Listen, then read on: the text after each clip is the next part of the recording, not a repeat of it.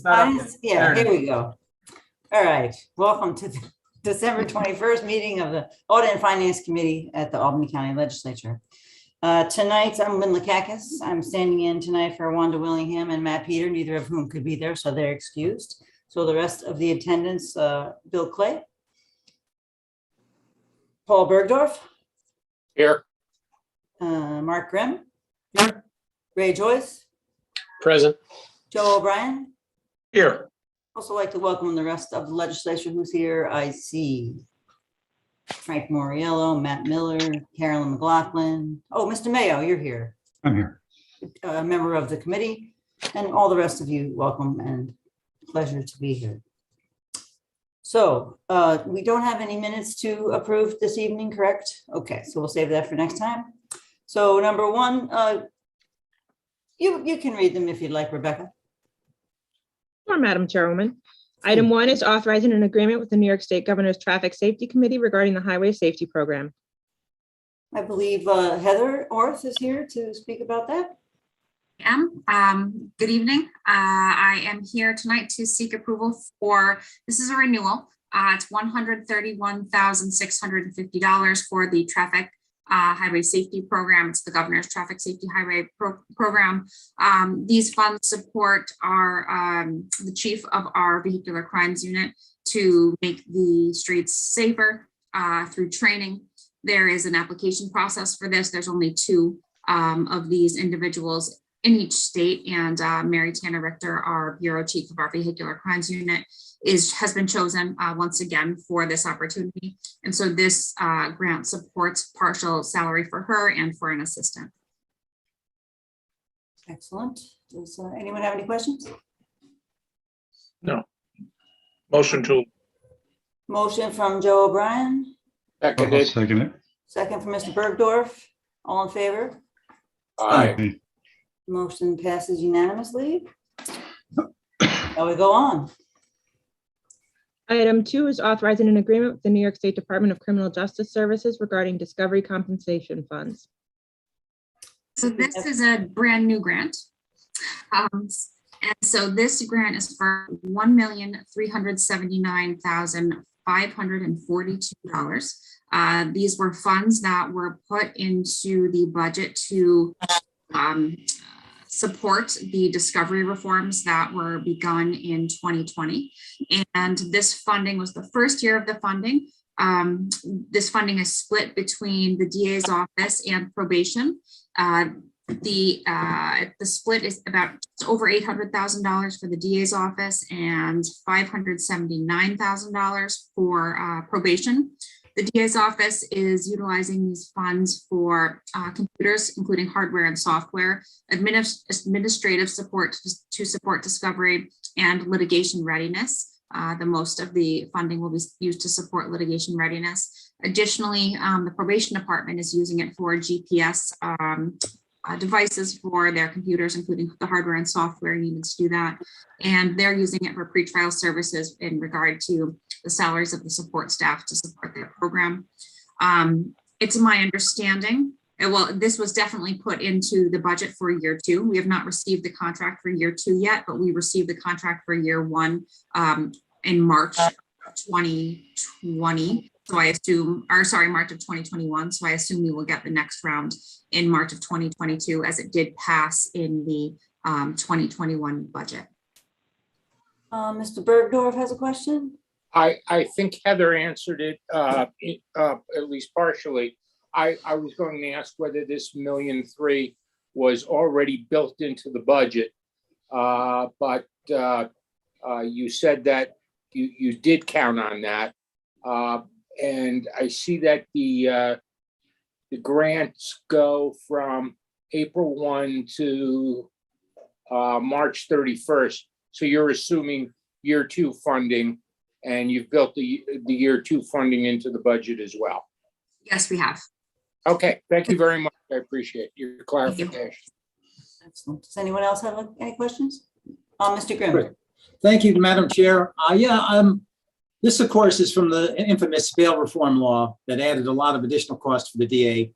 I'm wondering, this is a state grant, so they're actually funding at least some of their mandate with state money, but how much have we had to absorb, Heather, of course, any idea on how much we've had to absorb due to that law?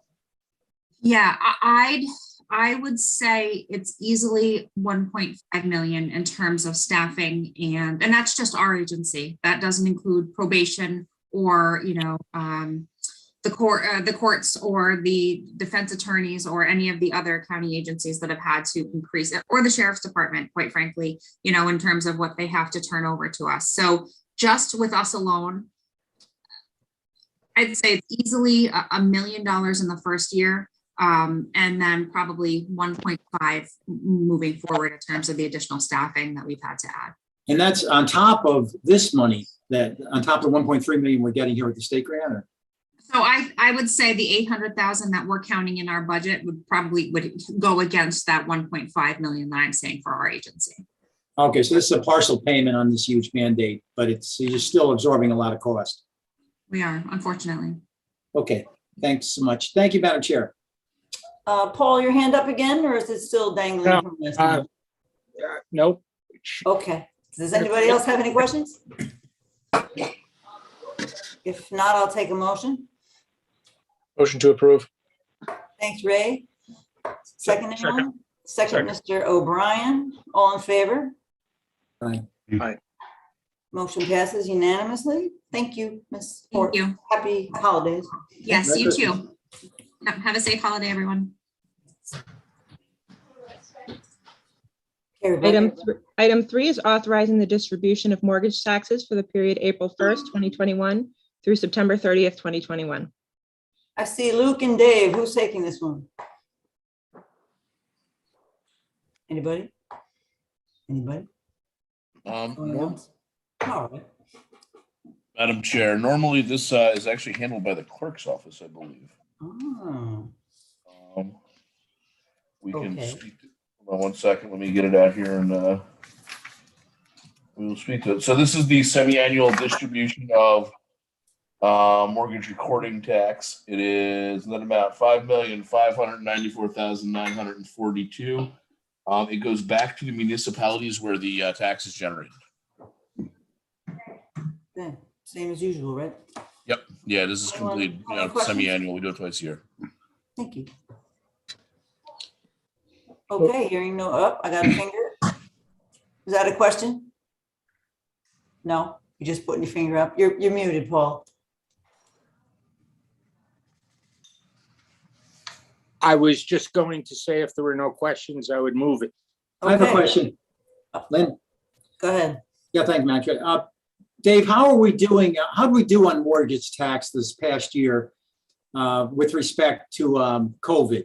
How was that impacted? Because my understanding is they actually, the real estate did pretty well, but I'm curious, how do we actually do compared to a normal year? I don't know. I know we were trending up, and that was very solid for a while. I don't know how this last one came through. Let me put something together. I'll get it back to both.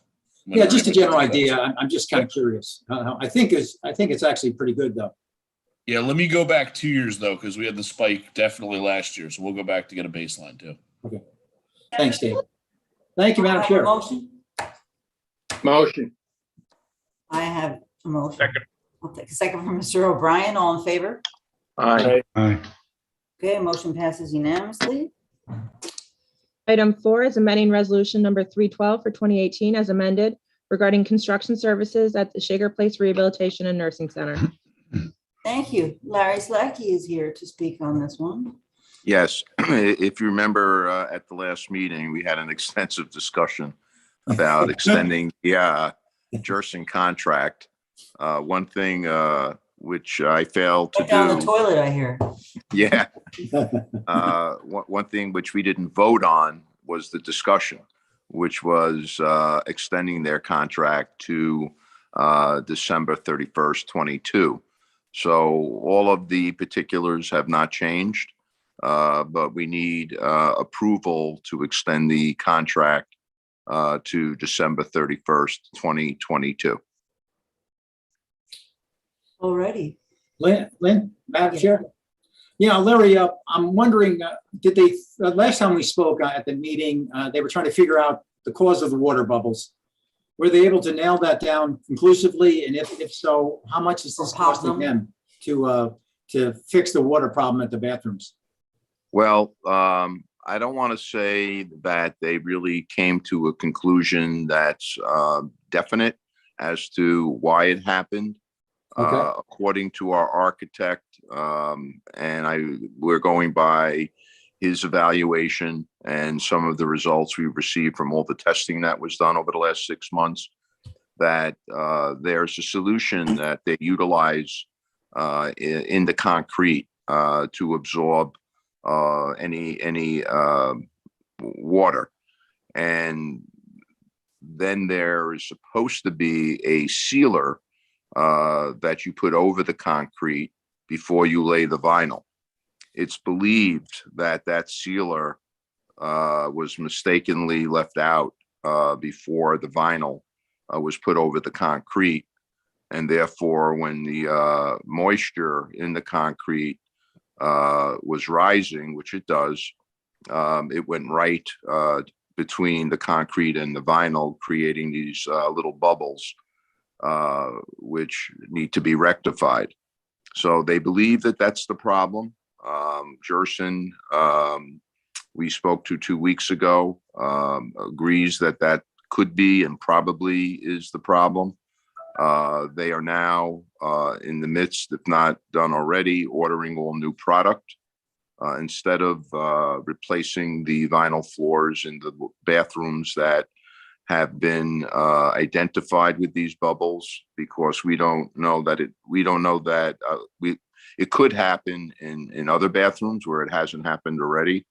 So they're replacing 100% of the flooring in every bathroom, and they're going to have to redo it. They'll lift the vinyl off, they'll put down the sealer, and then redo the vinyl floors in all of the resident bathrooms. And of course, that'll be at no cost to the nursing home. When you say they left the sealer out, shouldn't they have known to put the sealer in? I'm not going to make light of it, but it's not, if that's standard, why didn't they do it? Yeah, who knows? There's a big mistake and they've got to pay for it, is what you're saying. Yeah, it should have been done. Again, that's an assumption that it wasn't done. I think it should be pretty easy to tell whether it was done or not. I don't know if it's a color and you lift the vinyl and you could see it's a black color and it wasn't there. The architect feels that was left out. I think it's a clear sealant. So maybe it was just, an oversight, but they didn't follow the architectural drawings. It wasn't picked up by Gilbane, who was the construction manager. And now they have to be redone, and they're going to redo all of them at no cost to us. And as soon as the product is in, the project will start. Okay. Thank you, Larry. Thank you, Larry, Patrick. I have one question. Okay, Joe, go for it. This sealer, is it toxic at all, or is it gives off fumes? Oh, no. No? No. Nothing that we use at the nursing home is toxic or flammable. There's very, very strict rules as to the type of products that could be used in a long-term care facility. So it's a water base? Yes. Okay. That's my understanding. Yes. Okay. Oh, Larry, just a quick comment. Yes. Was Gilbane charged with construction inspection? Is that part of their? One of their responsibilities clearly would be to monitor all of the work of the contractor and making sure that the architectural drawings are followed as written. It was apparently an oversight, and we believe that that's the problem. And Gilbane has been off the job, now for a year. So this has been handled by Gerson, evaluations that they paid for from outside companies, as well as the flooring company has been in, the people that laid the concrete have been in. I mean, it's literally been 6 months of review and a lot of finger pointing because people don't want to be held accountable. to redo this work, because it's a lot of work, but it has to be done. And Jerson has never shied away from their obligations, making sure that everything is done according to the drawings, and they agree that there's a problem and they're going to rectify it. Okay, thank you. Thanks, Larry. Could we be conscious of the time and try to keep our questions to financial implications? Not that I'm not interested, because I really am, but anybody have any more questions? I'll make a motion. Thanks, Joe. Motion from Mr. O'Brien. Second, I didn't hear who that was. Ray Joyce. Hello, Ray. Thank you. All in favor? Aye. Motion passes unanimously. Thank you very much. Okay, thank you. Have a great holiday. Happy holiday. Happy New You too, Year. Larry. All right. Bye-bye now. Keep up the good work. Thank you. Bye. With regard to items 5 through 24, they are tax levies for the towns in the county. I believe the intent was to group them. My intent is to group them, yes, especially given the Make a time. motion. Make a Thank you motion. for the motion. Can we have a second? Second, Second from Mr. Bergdorf. Was that? yes. Yes. Okay. All in favor? Aye. All right. Motion passes to group 5 through 37. And we have the levy man here to Tony. Long time no see. Do you have anything you'd like to say? What subject are we on? We're on all those tax levies from numbers 5 through 37. Okay. 5 through 5 24. through 24, isn't it? Yeah. 5 through 24. That's right. The county's in there. Okay, say again, where did we just end on that last batch? First batch. Group them. Okay, and what's the last number we were on? Item 5 through 24 is 24. what we're grouping now. So towns and villages? Okay, still lost. What number do you want me to look at right now? What resolution? 5. Sewer district number 1 in the town of Bern, town of Okay. Bethlehem, All Bethlehem. right, okay, Union. so these are all levies that came from the respective municipalities, which they either provided budgets or they sent us documentation saying how much they wanted to levy for these respective charges.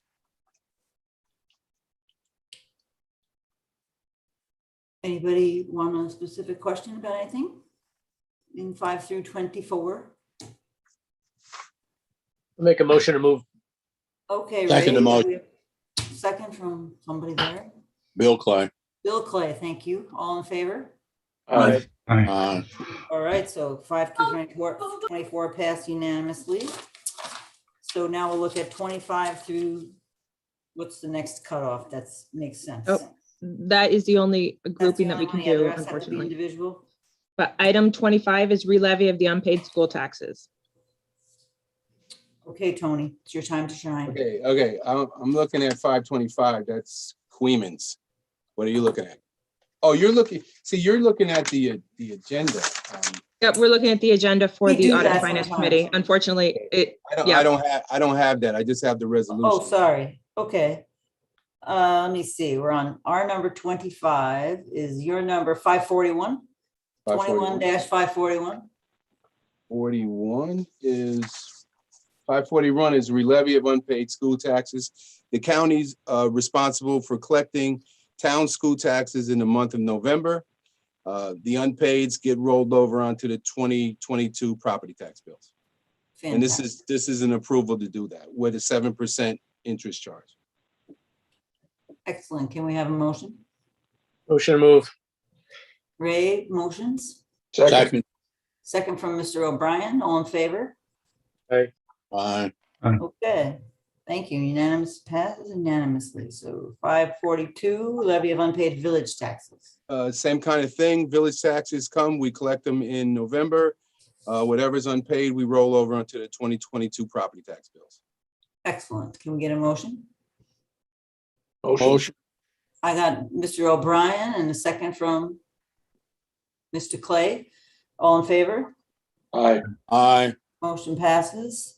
Next is 543, levy upon the city of Albany property of the amount needed for various purposes. Love those vague titles. Yeah, the county legislature approves to put this amount on the city of Albany's tax warrant. And this is their property tax levy for 2022. All right, need a motion? Question. Question from Mr. Bergdorf. Why is the city of Albany separate from all the others with the tax levy? Yeah, mine. The towns are on there's a town, there's a town chart that has town levies on it that spells out all the towns. I was really, But the city of Albany and the city of Watervliet, and when we do Cohoes in February, they're all levied by themselves in separate resolutions because Okay, they're cities, Paul. okay. Just, we grouped 5 through 2024, and I just wondered why they weren't. Yeah, I think those were towns and villages. This is a Right. city. Right, now Okay. we're into cities and county stuff. I mean, no different formula, no different treatment, no. No, we just take a number from their budget and we put it in our resolution. Okay, thank you. All righty, I got a motion from Mr. O'Brien, second. second from Mr. Joyce, all in favor? Aye. Aye. Aye, thank you. Motion passes. We have 2544 amount levied for unpaid water and sewer charges in the city of Watervliet. And these are unpaid water and sewer charges that we are going to authorize to go on the 2022 tax warrant. So Watervliet can collect those. It's just like a re-levy. But it's done for Watervliet. All right, anybody? Motion. Thank you, Mr. O'Brien. Second, Second. Mr. Clay, all in favor? Aye. Motion passes. Next thing we have is 540. Where are we? 545. 545. Okay, so it's authorizing the levy of the city of Watervliet property taxes for the amount needed for the various purposes. Various Same as the city of Albany, we authorize their property tax levy, their city levy, to be put on the county tax warrant for 2022. Okay. Motion? Move. Mr. Joyce, thank you. Mr. O'Brien, seconds. All in favor? Aye. Motion passes unanimously. Next is 546, amounts levied for municipal charges from various cities and towns. Okay, this is a set of charges that the city of Albany and the city of Watervliet incurred by their DGS department for cleanup, demolition, board up, vacant building registry, and everything else that's listed here. These are items that they can place on the property tax bill for a property that has incurred a charge like this. And we authorize it and we can put it on the warrant in this resolution. I have a question, Madam Chair. Go ahead. Like demolition, because that's come up in the past where we've had to absorb some of the demolition costs. Who's actually paying the bill here? Okay, This so is the county or the property owners in the city? right here is an attempt to have the property owners pay. We're going to put it on the tax warrant and the city's going to put it on individual tax bills. And if they don't pay, then the county gets stuck with the bill then? Good old county, that's right. Okay. All right. Thank you, Madam Chair. All right. No worries. Motion? Tony, quick question. Mr. Bergdorf. Is there a history of us doing it like this before? We've always done this, Paul. Okay, are there any municipalities that do not pay these assessments? There's municipalities that might do it, but they don't report it to us. So they either have got a payment from a taxpayer or they don't want to go through the process of re-levying it on a property tax bill. I guess what I'm trying to do is I'm trying to follow up with Mark. In theory, this is great, is that a demolition charge follows the property. And then if someone gets insurance or redevelops the property, et cetera, there's a charge. But I guess my question is, can we at some point in time get a determination of how much of these charges that the county actually gets? Yeah, back? Paul, what'll happen is it'll be 2 years from now, because in 2022, let's take City of Albany. It's 1.7 million goes on their property tax bills. In Okay. 2023, when they send their delinquents to us, we can say, okay, what properties were in this 1.7 that are in the 2023 unpaid taxes? I mean, we can measure it like that. They do pretty good.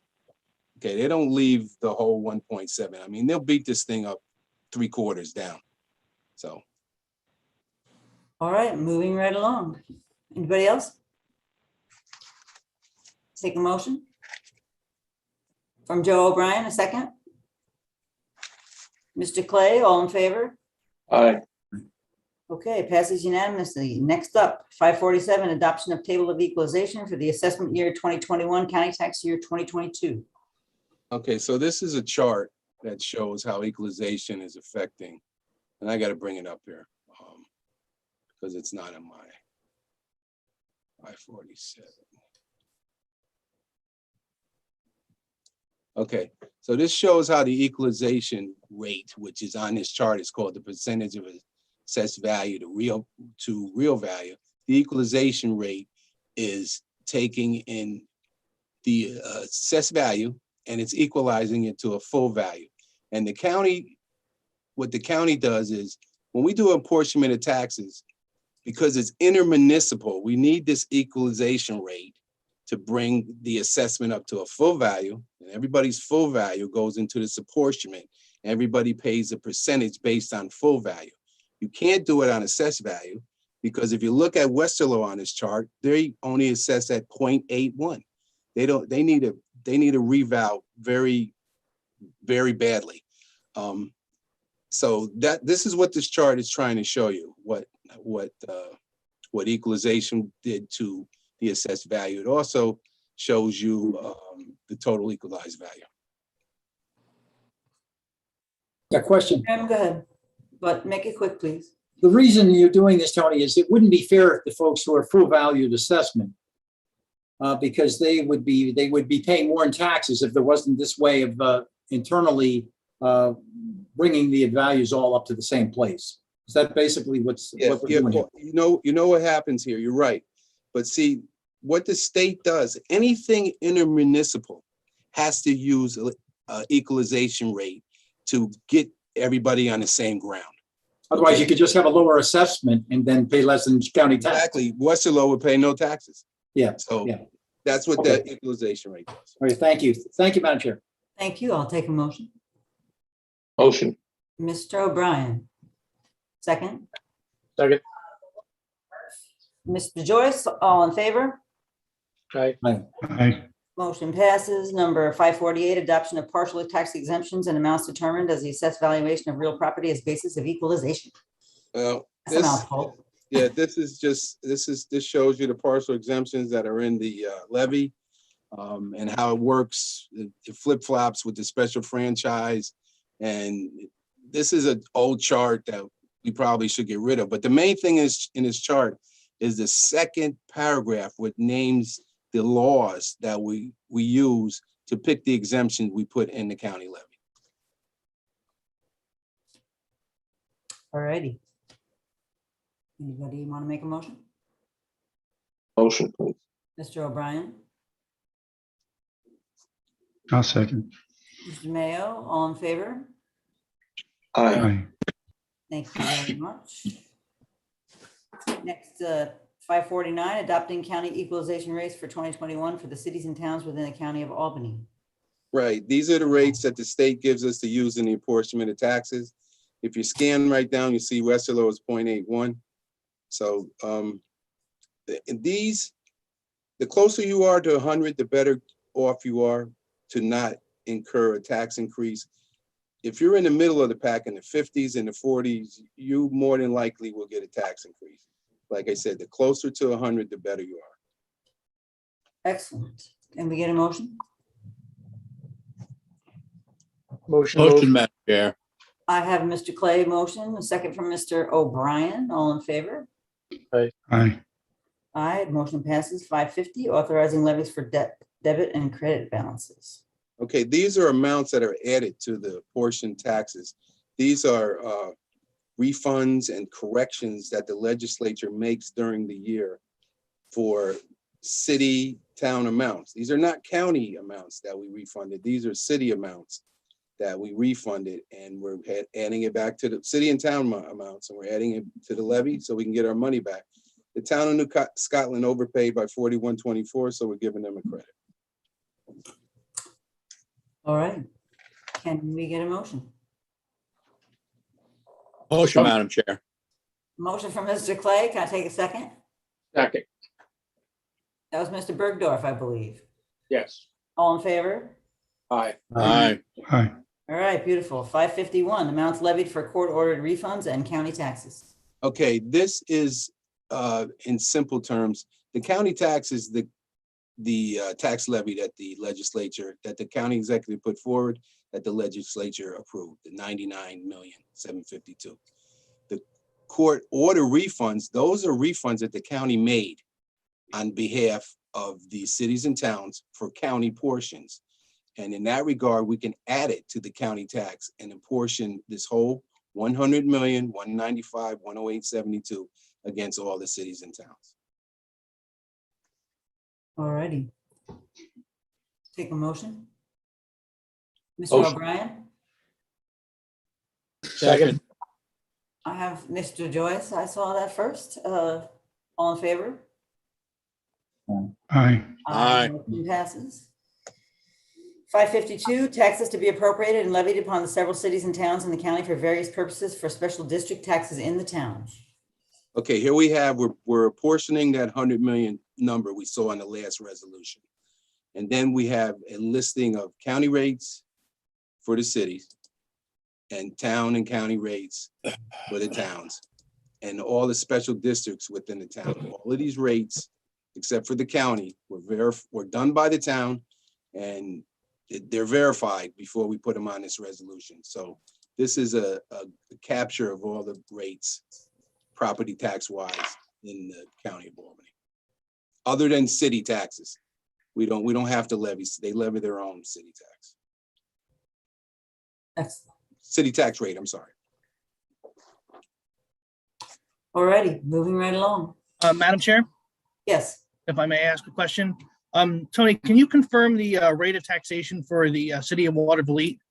It's listed as 33.9875. Is that the correct number in That's resolution not what I'm 552? looking at. I'm looking at 7, Watervliet, blah, blah, blah, blah, blah. Yeah, city of Watervliet is the top of the second page. Oh, we didn't fix that? Ugh. Okay, the city of Watervliet. Okay, it's gotta be here.